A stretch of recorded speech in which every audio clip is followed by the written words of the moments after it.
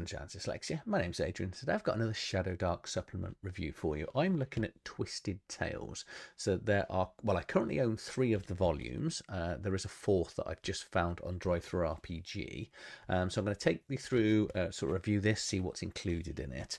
The reason I got to Burning Light Press is because of this fantastic book here. So this is the ShadowDark supplement for Life Paths, which basically takes all the characters through, it replaces the random background and gives them lots of potential powers or weaknesses.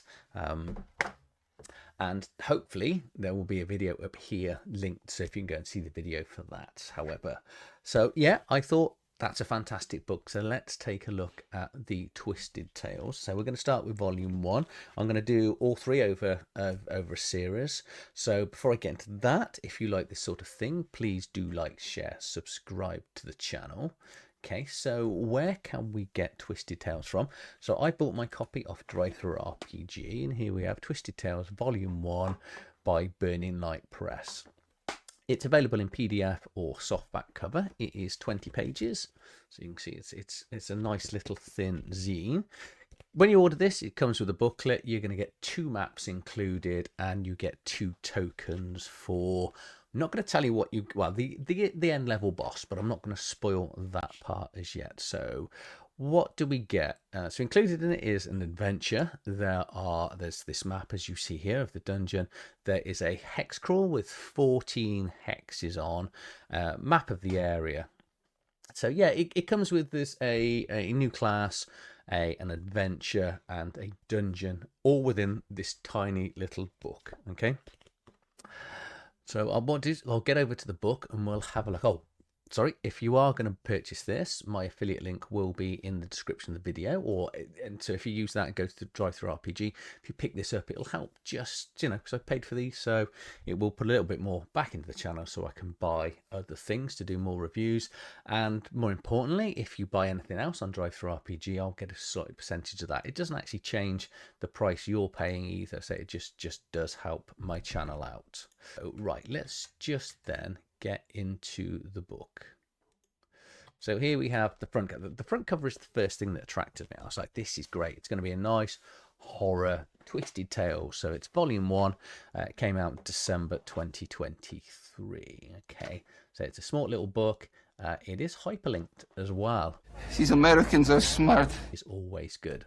So I'm going to give you. So yeah, there's a little bit about the plot. I'm trying to work out the point when the players need to go away. If you're yeah, I think you can stay. You can stay till the next on the next page, and you're fine. So we've got basic introduction, which is here. Dermoth, which is the village, and it's going to break down the village, some of the locations, and the sort of hex map itself will be covered on the next page. So that's fine. Actually, no, you need to go. You need to go before I get onto there, because there's going to be a few spoilers. The plan isn't to spoil this booklet, but there will be some accidental sort of spoilers as we go through, because the points of interest will spoil it. And then we've got the tomb itself, which is Balgard's tomb, which is broken down into some rooms, and then there's some alcoves which they can study in to get some interesting weapons, magical items. There are some specific creatures written for this. The archaeologist class, which is really interesting. The relics, which is the magic items. The regional table, and then that's done.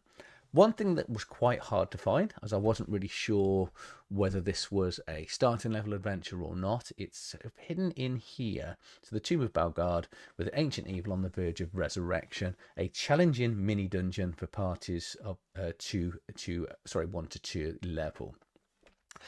I think it is going to be quite challenging, especially if they're unlucky on the random rolls, but we'll come on to that later on in the review.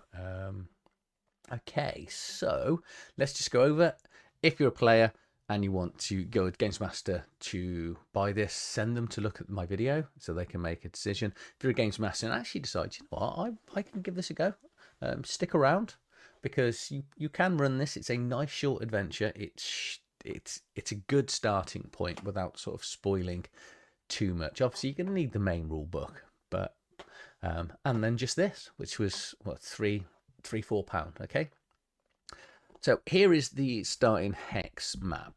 Players will start, well, you can bring them on anywhere, but realistically, you're going to start in Dermoth itself, which is the village. Okay, there's a little bit here about the village life. There's 50 families, 300 souls. It's a relatively peaceful village. Not much is going on other than we've got this Grumble and Oxen, so the town's ruling two-headed giant, which we've got a little bit of information here, which is incredibly interesting. I love two-headed giants, especially when they've got different personalities. So we've got Grumble, which is cunning and intelligent, where we've got Oxen, which is brutal and twisted brother. So as a games master, really go with this, have the well-spoken, intelligent brother, and then the really sort of thuggish brother, well, not brother, you know what I mean, on the head, that's a bit like a crushed smash type person. And it's good because it allows you to play different personalities as you're going, but also one thing I've done with two-headed giants is I wasn't a kind of narcolepsy, but I had them where they could wake up one head. So if they favoured one, they can try and talk to one without letting the other one know, which I say it's a good play with two-headed giants. We've got Sister Thea, or Tia, who's a local priestess who holds connection with the magical divine essences, and she's sort of friendly to the players. And then we've got Bree Browse, who's the innkeeper and merchant, fully aware of what's going on. So the spoiler is coming on the next page, but the hex crawl itself here, so we've got there's 7 locations and then 3 caves. The caves are good. I like the fact we've got these little caves here, so there's C's on the map, and we've got a D6, so it's going to be random exactly what the players encounter when they get to the caves. I like that. Don't have to do something like that, but that's just a nice added bonus. Okay, so this book does come with a main mission, but there's lots and lots to build from if the players decide to carry on here. Okay, because we've got the main village, the details are in here.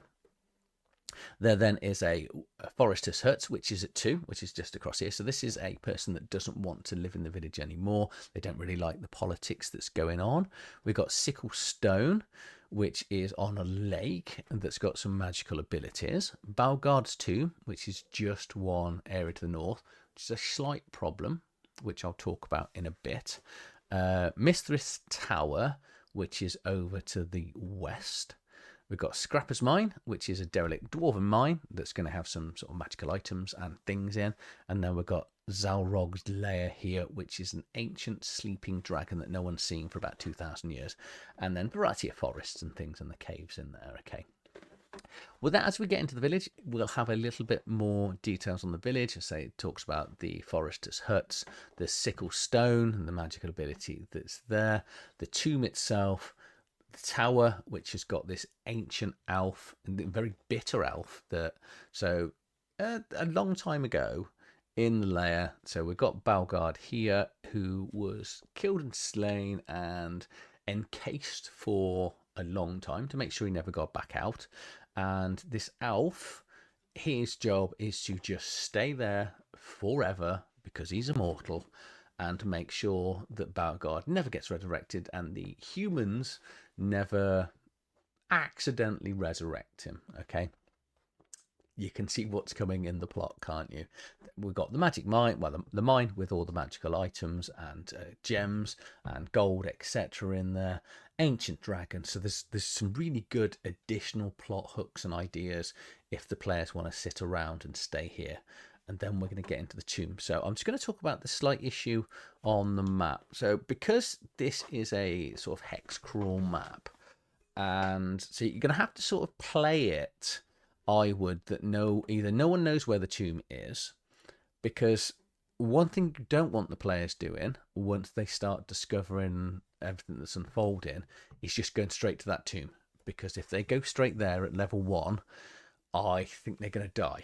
And as a games master, it's not bad to kill players, but what you kind of don't want them to do is to go and do something where you know they're going to die from outset, because the end fight is quite tough. So you're going to have to say that it's hidden, because obviously, it was hundreds of years ago when the tomb was buried. So theoretically, nobody really knows exactly where it is. So, because you want them to go and discover a few more things around here, get to the forester's hut, go out and go and see the elf, the mage. But a lot of it is going to be driven by Sister Tia, so that's quite good. And then obviously when they're in the town, they can have all the hostilities from Oxen and all the niceness, obviously, from Grumble, his intelligent other head. Right, the tomb itself. So this is what's happened, so I say. So a long time ago, the evil lord was struck down, and he's been encased here forever. And as things happened, while out exploring, the miller's child Jizzle encountered the rocky tunnel that leads to the tomb. Then, as luck would have it, a pair of travellers ignored the warnings to go to the tomb and snuck through the tunnel.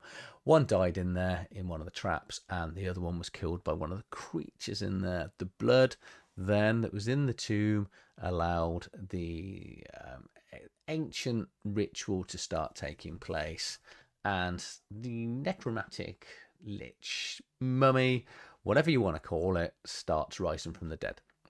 Sister Tia is aware of this and wants to send the players out to go and solve the problem that's coming out.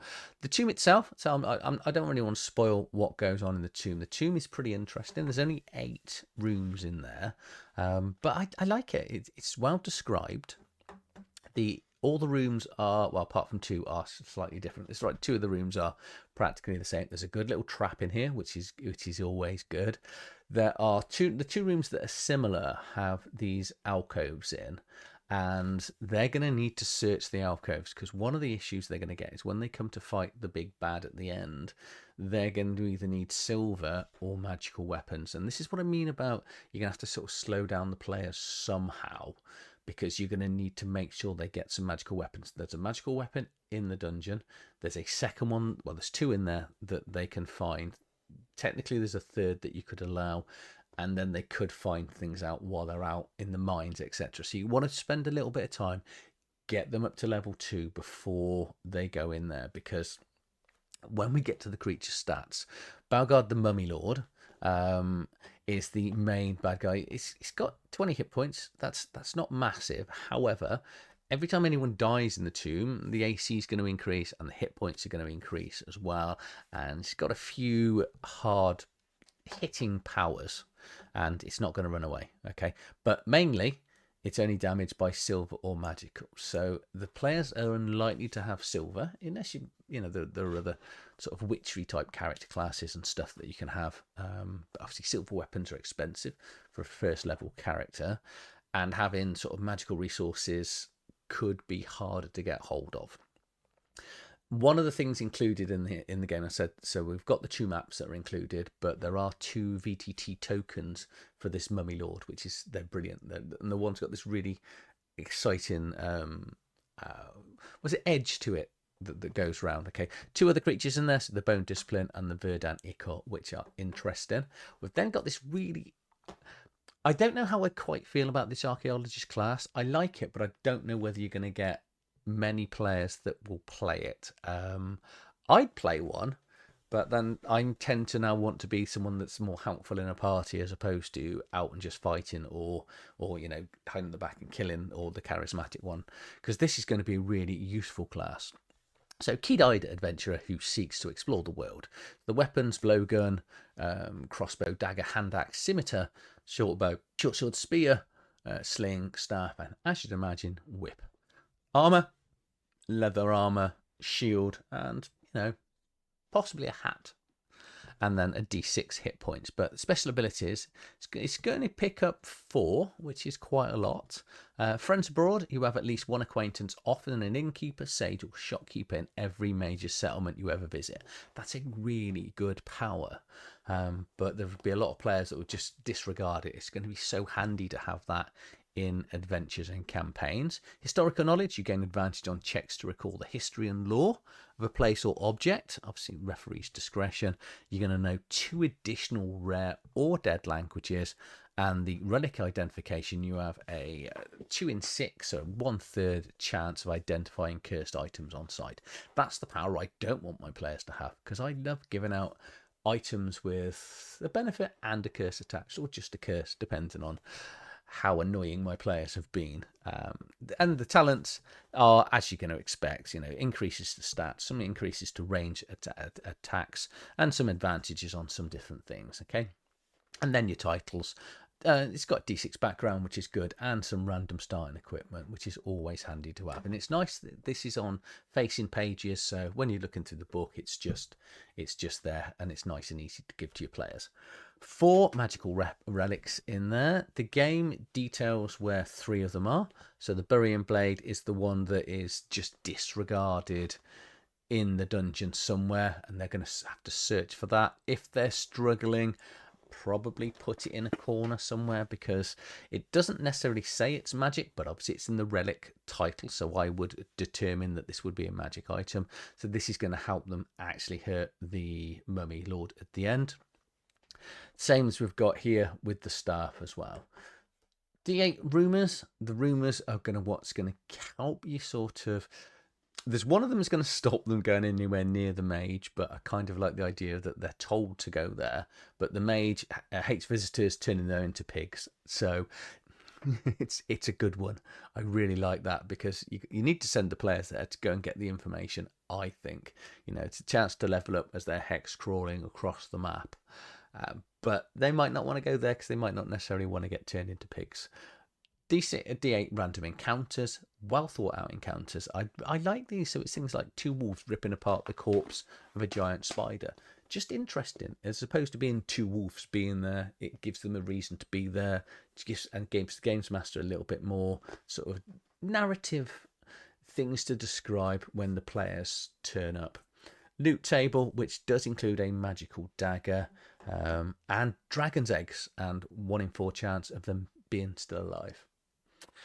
Let me know. I've done that before. I have given my players a live dragon egg before, and sadly we didn't play the adventure long enough for it to actually ham out, because it was a random hatch roll. And there are a few silver things that they can find to attack the Mummy Lord with. And that's it. So, and then finally, so it does say it confirms it's volume 1. Say I've got 3. I haven't got the 4th one as yet. It's written by Daniel James, Elise James, and he's done the dungeon. So Burning Light Press. And then finally, the back of the book, we've got the 2 maps that these are both included when you buy it from TTRPG. And these are obviously maps that you can hand out to the players as well, or upload them onto VTT if you don't use the maps included. Okay, so that's it. That is the book. Short and sweet. But what do I think? Okay, so I like it. I do. I was I know it was 20 pages when I bought it, but I don't realise how small 20 pages is until you've got it in your hand. You're thinking, actually, this is tiny. But there's a lot in here. There's an awful lot for players and the games master. The dungeon, I say, is, for a small little dungeon, it's interesting. It is going to be dangerous. You are going to have to make sure your players get magical silver items to go in there. And I think you definitely need to make sure they're level 2 when they get there, because level 1, they're not going to have a lot of hit points. You don't get a huge amount of hit points at level 2, but hopefully they'll have some sort of powers and magic items to help them get going. Say, I don't like the fact that the main tomb is right next to the village. That could be problematic. But get here to make them go and see the elf, go and see the wood, the woodsman. There's reasons to go somewhere else first. So you don't need to have the players know the full story and know what's going on. If they've come into the village early, no one knows who they are, so they're not going to be told. They could be warned, the American Werewolf in London style, stay off the moor, stay away from the tomb. It's a cursed area to keep the players away. They're going to want to go to the mine. That's going to happen. They might want to go and see the dragon because of the treasure. Who wouldn't want to go into a sleeping dragon's place?